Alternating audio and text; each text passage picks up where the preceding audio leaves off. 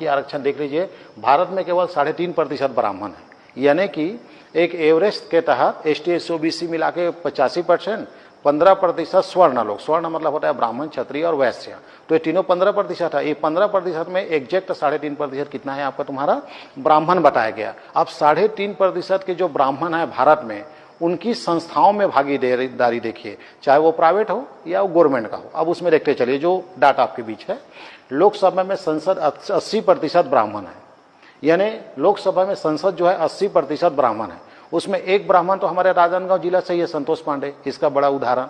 तो अधिकांश संसद का है समाज से बनते हैं ब्राह्मण से।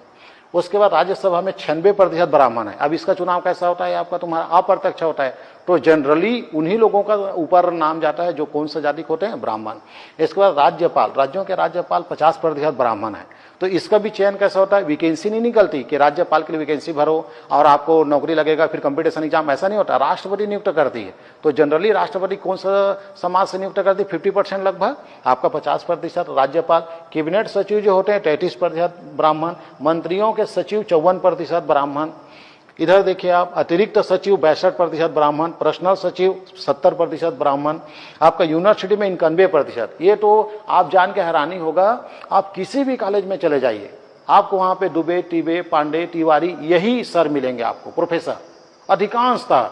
आपको अधिकांश यूनिवर्सिटी में देख लीजिए आपको हिंदुस्तान की किसी भी यूनिवर्सिटी में, आप जैसे छत्तीसगढ़ ही देख लीजिए, छत्तीसगढ़ के किसी भी कॉलेज में आप जाएंगे तो आपको ना छत्तीसगढ़िया कम मिलेगा, अदर स्टेट वाले, और वो भी कौन सी जाति के हैं आपका, ब्राह्मण। ये बात है कि पढ़े लिखे हैं, मैं मान रहा हूं इस बात को, लेकिन ब्राह्मण की संख्या बढ़ा है कि नहीं?